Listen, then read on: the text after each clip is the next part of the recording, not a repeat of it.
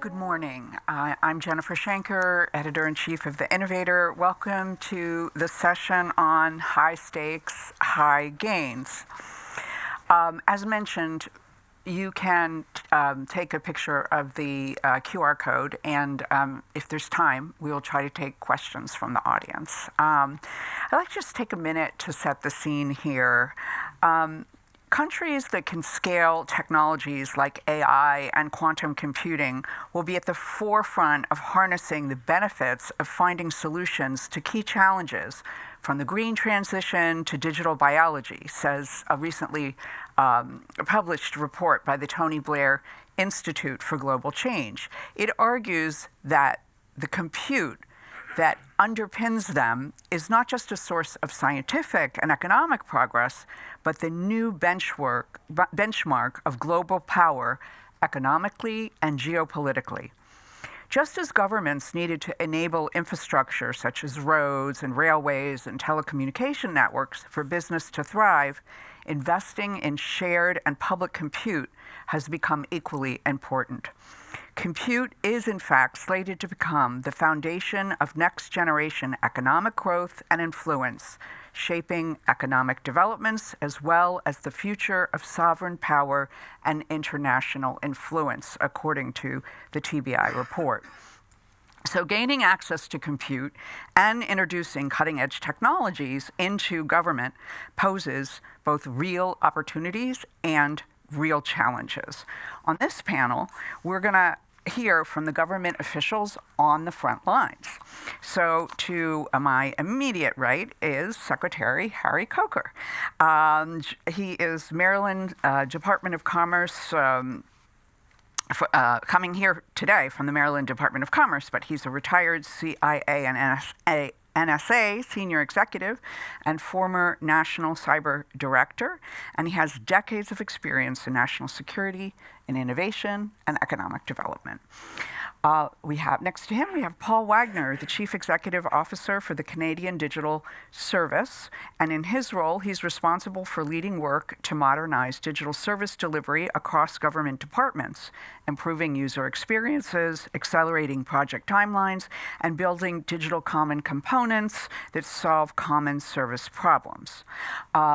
Next to Paul, we have Clara, Guerra, who is Director of the Office for Digital Innovation for the Government of Liechtenstein, where she drives digital transformation across public and private sectors through pragmatic regulatory innovation, enabling frameworks, and strategic coordination. Her work focuses on blockchain, AI, and digital governance, with a strong emphasis on legal innovation, cross-sector cooperation, and building trust in digital. Next to her, we have Tõnu Grünberg, Deputy Secretary General for Digital Infrastructure and Cybersecurity here in Estonia. He's responsible for the civil part of Estonian cybersecurity and state digital infrastructure, including workplace, cloud, data centers, and others. So let's dive right in. In an increasingly fractured world, digital sovereignty is becoming important. How is that changing procurement, the way data is protected, and collaboration with other jurisdictions? So, Paul, let's start with you. Sure. When you said take a picture, I thought you were saying take a picture of us. So good way to start it. So good morning, everybody. Or good afternoon, actually, probably by now. So honor to be here. I think, in terms of digital sovereignty and sort of the change in the geopolitical landscape of the globe, from a Canadian perspective, we're focused obviously much more on, built-in Canada solutions for not only government, but also for private sector. And I think it's driving a discussion and a culture that probably should have existed, many, many years ago, excuse me, around really the interplay between private sector and public sector in Canada. So we're seeing things now, where from, let's say, an AI perspective, we have an AI strategy for the country that covers both private sector and public sector. And so it talks about commercializing AI solutions in the country, not only for government services, and certainly it will be for government services, but how do we, invest in Canada, in Canadian companies to start to build that out. And so there's a $300 million investment fund that was created to help scale some of the AI startups in Canada. And that's going to have a follow-on effect in many, many other domains and many other industries as well. And so I think, from a sovereign perspective and thinking about digital sovereignty, and it's a loaded term. We could probably have a conversation on what digital sovereignty actually means, because we are in a very interconnected global world. And so, our previous position was around, well, the data has to be within Canada, but if the rest of the underlying infrastructure is globally connected, are we still sovereign? Is that still a sovereign, model? So I think, covering a lot there from, commercialization of services and products to thinking about, what that means from a government perspective. And I know we're going to talk a little bit about policy at some point here in the conversation. That's a really important piece for me. I'll leave it for maybe an answer for a next question. Okay, thank you. So, Secretary Coker, do you have a point of view on this? I saw you smiling. Yes, I smiled when my friend and neighbor Paul talked about digital sovereignty. What is it really in this interconnected world? In my previous assignment, in recognition of the interconnected world, we had opted for digital solidarity, which is like-minded countries, democratic values that align with each other. Recognizing, again, digital sovereignty is a tough definition and tough implementation. We, frankly, were pleased that in the U.S. we recognize that when it comes to cybersecurity and cyber resilience, no one entity can do it by itself. And that takes some work for the United States to recognize that, but it's accurate, hence digital solidarity. And not only do we need our allies to be successful in cyberspace, we also need the private sector, another big leap for the U.S. to recognize that the federal government could not succeed in cyberspace without our private sector partners. So this digital solidarity and the need for partnerships helped to drive us forward. And we need to maintain that. Decades ago, it used to be where the federal government led with investment and implementation. If you look at space, if you look at the internet, you look at communications, the federal government led. Well, that's been flipped now. Our private sector partners are essential to the development of capabilities, artificial intelligence, the cloud just being two examples. So some of the changes in procurement that have come forward from that is we need to recognize that the developments are coming from outside the government, and the government's job, frankly, is to stay out of the way as best we can. In today's era, we, and the we includes, again, allies and private sector, we need to be agile to respond. And historically, and I don't think this will change, our laws have not kept pace with technology. Our laws and regulations have gotten in the way of advancement. What the government needs to do is ensure that technology serves people, number one, and then allow technology to evolve. But when it comes to some of the procurement practices on cloud, for example, we have a program in the United States called FedRAMP, which requires certification from cloud service provider, CSP, before they can connect to federal systems. It's a set of what I'll call minimum standards that all the private sector partners need to meet. That's a start. One of the fallacies there was we did not have similar standards for connectivity to state systems. Now we do have state ramp ramping up, but it's not consistent across the U.S. So that's just one of the things that we're focused on, minimum set of standards. Another is changing the security mindset. As you noted, I grew up in national security, where security essentially meant physical security. And I can remember when we started to implement cloud architectures a number of years ago, our security professionals were, no, I need to see it, I need to touch it, I need to walk the fence line. So we're still evolving there, and that's back to agility. We need to understand that in today's and tomorrow's era, we'll need to continue to evolve. Thank you. So, Tõnu, let me turn to you because Estonia was a global leader in digitalizing its government. How are you thinking, and here at the conference, one of the latest programs, AI Leap, has been emphasized, and this is a program to bring AI into the public schools in Estonia. The government ended up doing a deals with OpenAI and Google because there was no European, or as yet, there's no European equivalent. How are you thinking about sovereignty? Yeah, actually, thank you for having me here. So, hello to everybody. So, digital sovereignty is a little bit wider expression than the data sovereignty. Data sovereignty is easy to define, so it has to be here somewhere close. So your data is under your belly and you protect it. Now, the digital sovereignty is very wide, and I'm coming to this AI as well.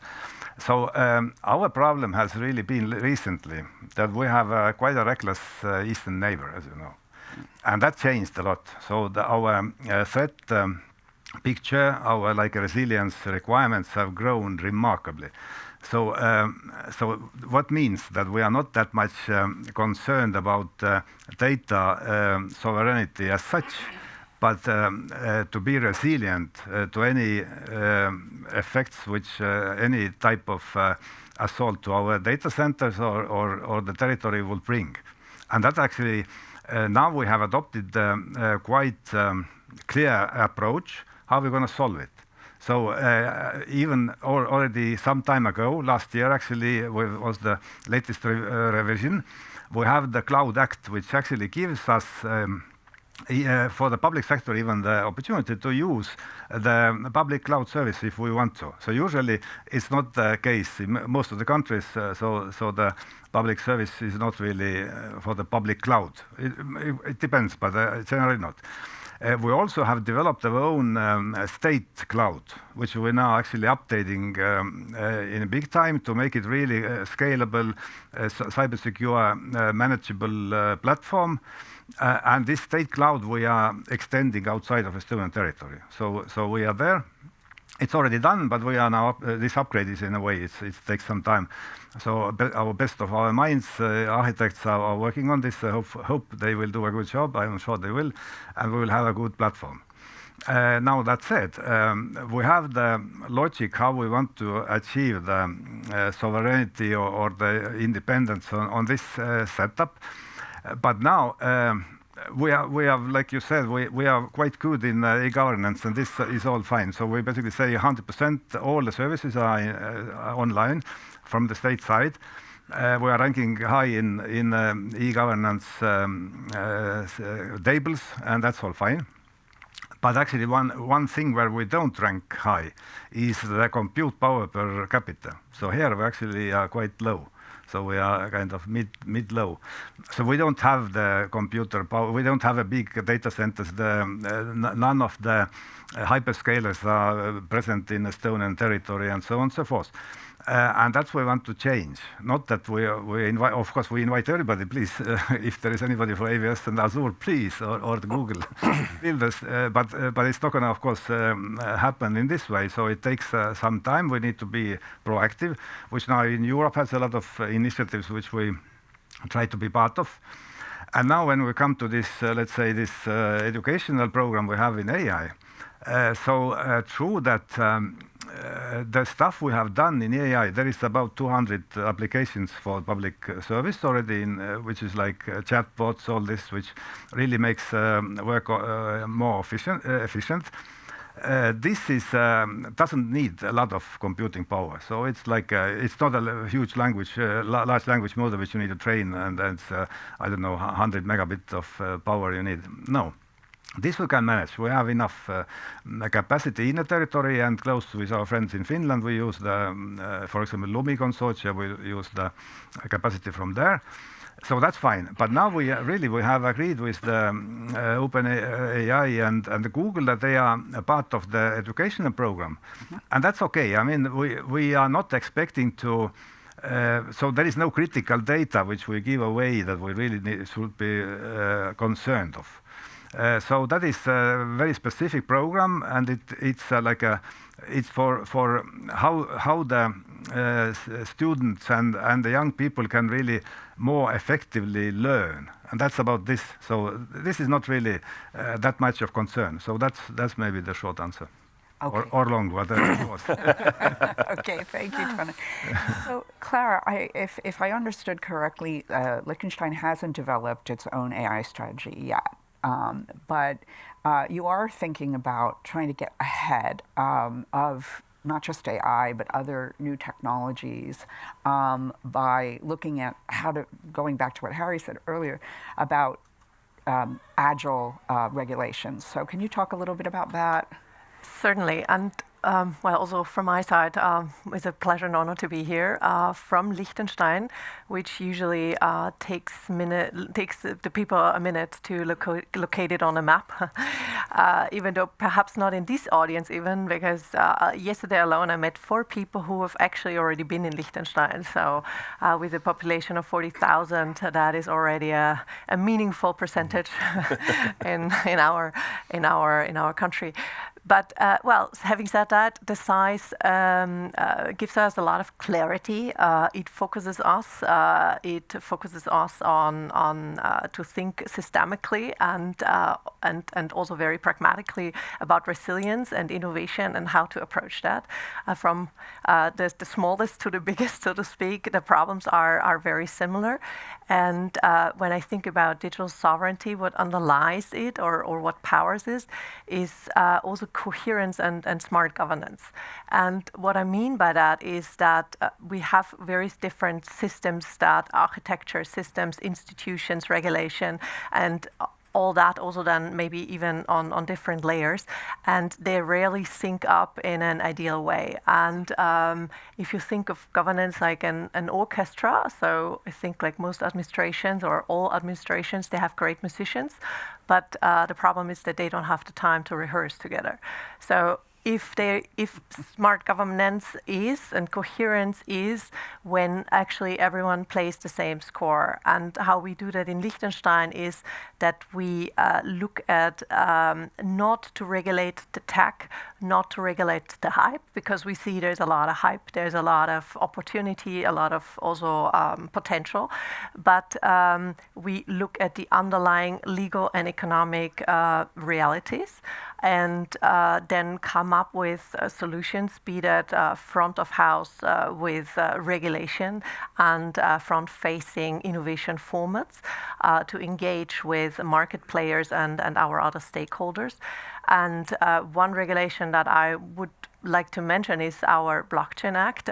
So this is a blockchain technology regulation, but not addressing the technology as such, but it's a principle-based and technological neutral approach that focuses on really these legal and economic realities underneath the technology. And so it's an abstract level that came in rather early, if you would say, because we had it in force and application already since 2020. But it wasn't too early because actually we focused on the things that don't change. So we didn't regulate the hype or a certain use case like ICOs, but really a registration and we introduced a registration and supervision regime for blockchain crypto asset service providers, and we also introduced a civil law for tokens. And why I'm mentioning that is so it gives real clarity on actually what a token is legally and how it can be legally transferred, who has ownership when, what happens if a token gets lost, what happens if someone gets a token that has previously been stolen. So things like that, to have that in the real world, understandable and executable for judges and in the whole economy, brings a real value. So actually, I know it's now a bit of a it's counterintuitive and a counter argument what has previously been said, but it showcases that if and when done right, regulation can actually enable innovation, and it can, because it can bring trust and it can bring clarity to the whole market, to the market players, to investors, so innovators can focus on innovating and not being scared of being with one foot in jail. And that counts especially in highly regulated fields like the financial market, for example. And so there we have been quite successful with introducing regulation that enables actually innovation. And so you see innovation is not opposed to stability. I believe innovation is a precondition for stability and security. And digital sovereignty, it's been now discussed from various sides.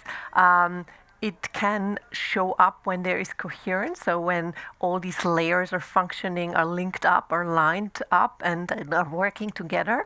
And because we have to think, Tõnu mentioned this before, in a so highly dynamic and also geopolitically uncertain times, where we are threatened on all the levels, digitally, physically, we have to think, how can we ensure stability and continuity of a state even when everything or even anything physically would disappear?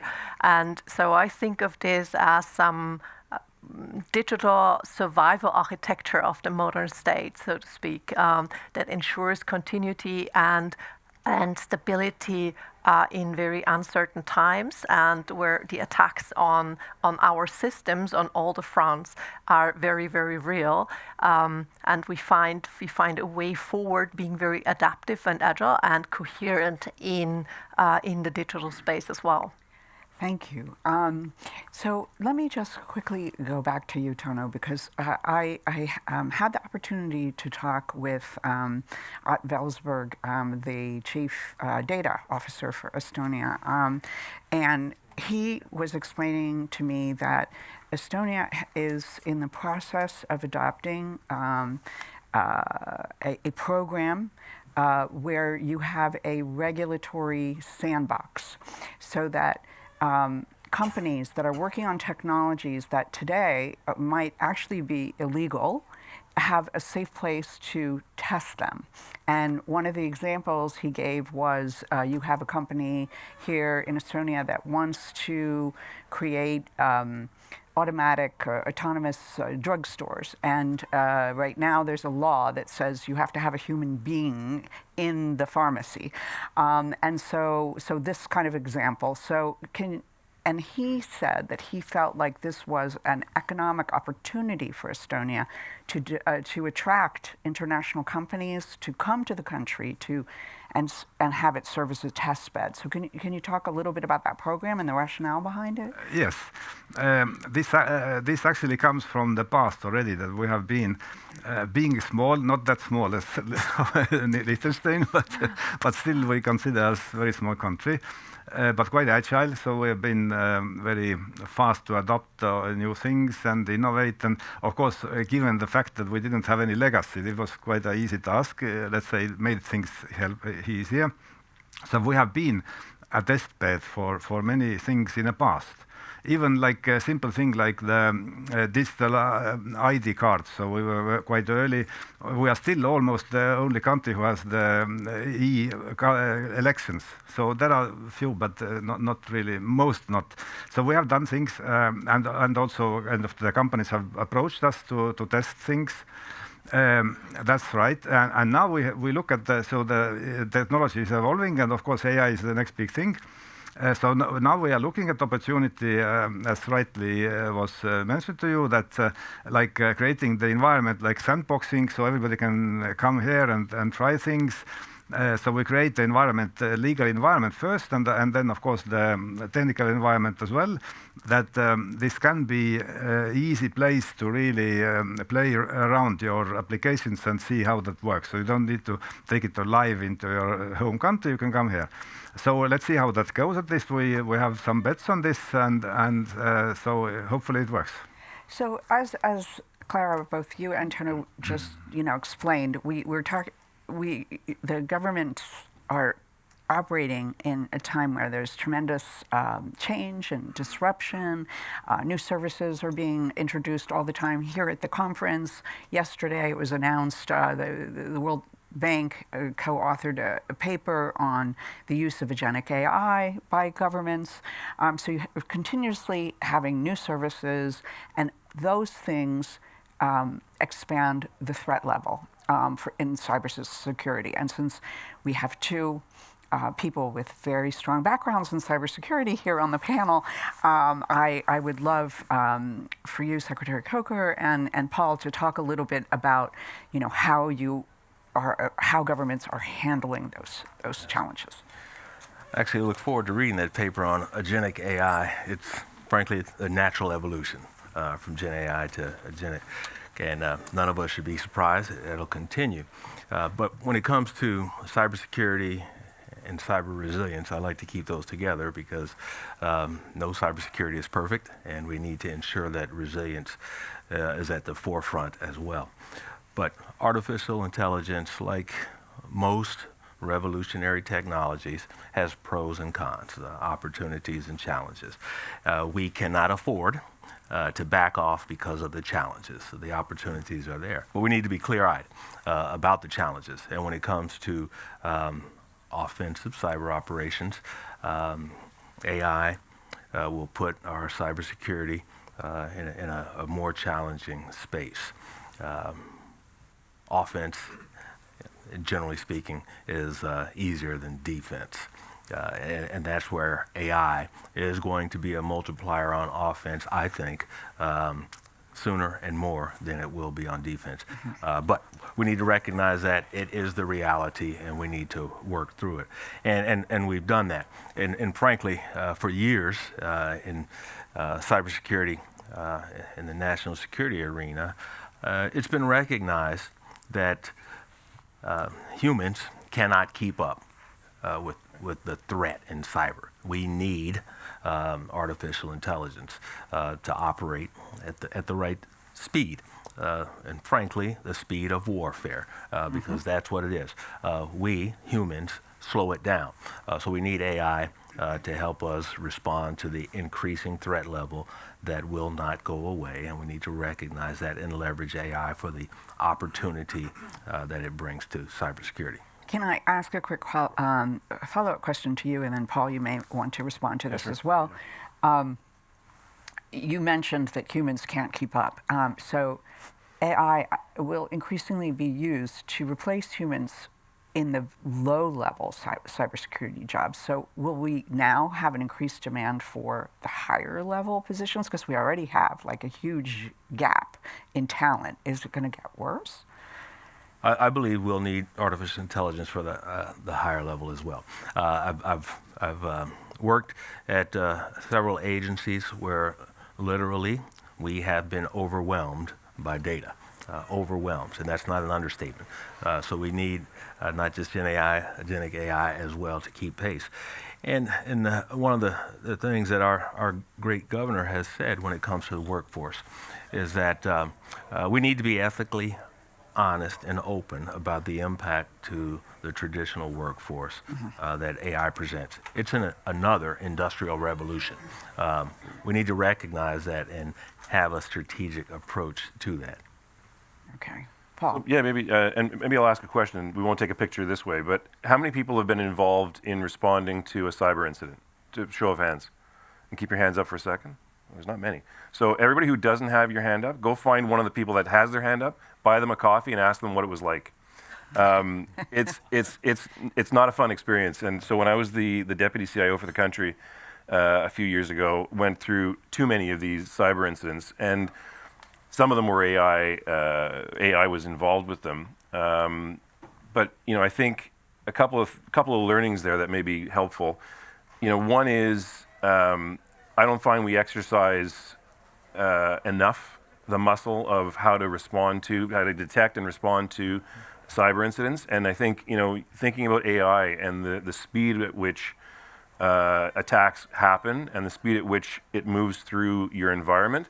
Even if you've tested your systems out and your people, do it again and again and again, and think about AI and think about what that looks like from a simulation perspective. Because if you're doing it for the first time in real time, it's too late. So I think you need to absolutely do that. I think transparency, Harry, you're absolutely correct in terms of transparency and trust is the currency that governments use and have with their citizens. And so when you have cyber incidents, AI or otherwise, I think being very transparent about what happened and making it part of the dialogue and using it actually as a way to inform and educate citizens around cyber hygiene, around digital literacy. It's a great opportunity. I mean, it's turning lemons into lemonade a little bit there, especially when you have a cyber incident. And I think the last piece, which, when you're talking about talent, cyber is a team sport. Certainly in Canada it is.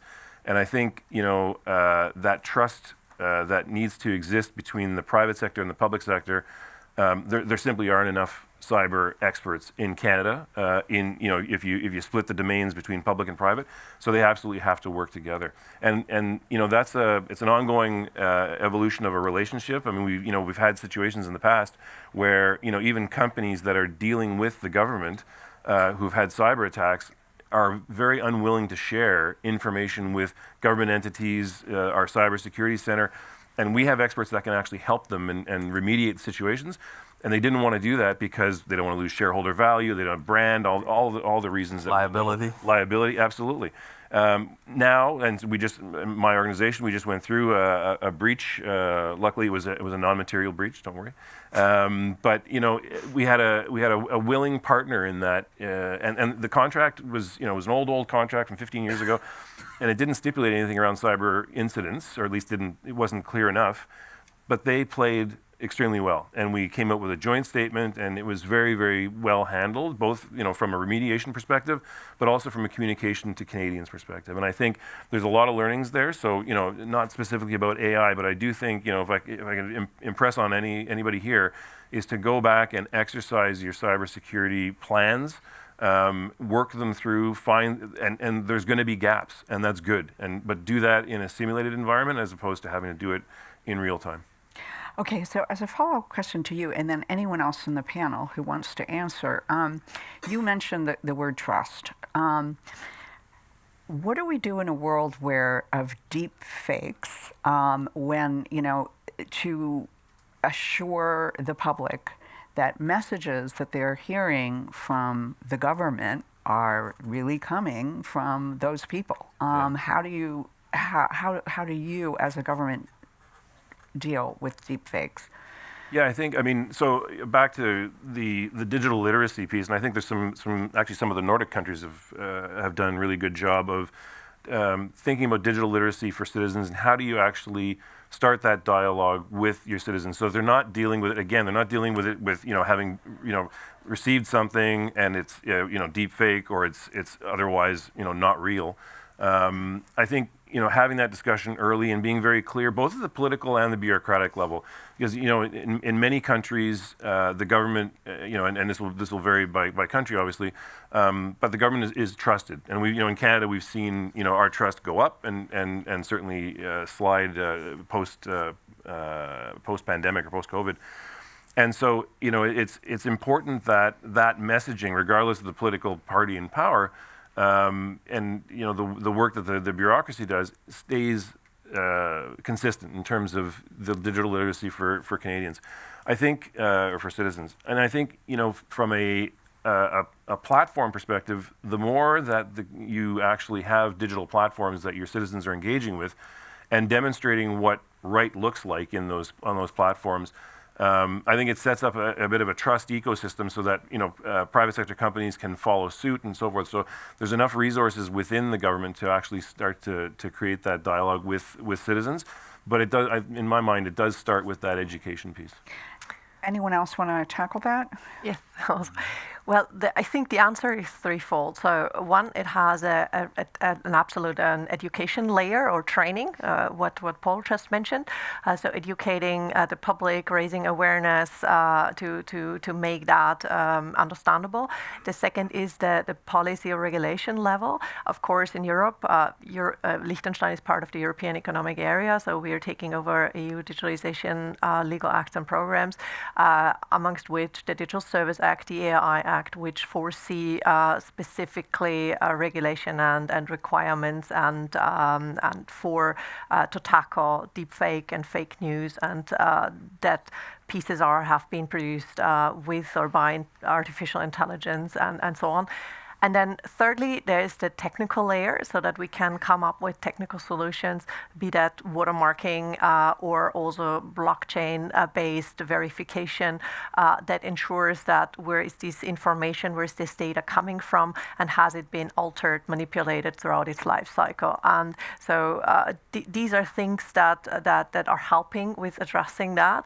But of course, it is real. Governments are under an incredible pressure, and what also Harry said, I mean, if AI already overwhelms us human beings, so you know what that does to governments. So there's a lot of fear of missing out or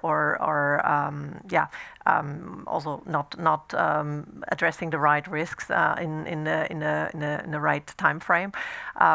But I think we can do that. We just have to be agile and smart about it, playing to these three solutions and coming up also already before regulation comes into force with tests and applications, for example, for communication from the government to ensure that it is watermarked or somehow detectable who has produced that and whether it has been manipulated.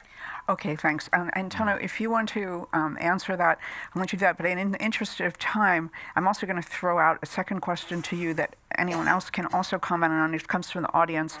What are your thoughts on AI being implemented in common computer applications like web browsers and MS Office? They have access to your data and may transfer it abroad. Is this a serious issue for data security? Yeah, but let me then first just shortly tell that if we look at our statistics of cyber incidents, about 70% is phishing. So this is like just human errors, because you're getting very like believable input from the bad guys, and you react. Let's say you get a video call from your boss who tells you to make a transfer or something, you know, and that maybe fake those days. It may be so believable that you need to. So this world is changing. So AI, it's a to that they use AI to attack us. We need to use AI to fight back. That's it. So what comes to the AI clients or agents in applications, sure, that's the future, and we have it, for example, in our workplace. So we have made a risk analysis to all AI, like a Copilot or ChatGPT or all. So we have assessed it, and we actually we are using Copilot in our workplace for government agencies. But we know that the data actually is not leaving European soil. That at least we are quite sure. If that's enough, that's not enough. So certain information is not allowed to put there. But certain kind of, it depends on confidentiality level. Okay. Unfortunately, there's so much more to talk about. Fortunately, we're out of time, but I think, you know, the panelists will agree there are a lot of challenges, but also a lot of opportunities for government to use technology in new ways and introduce new and better public services and become more efficient itself. So thank you all very much for enlightening us with all of the challenges that you're dealing with. And please let's give a nice round of applause to our panel. Thank you.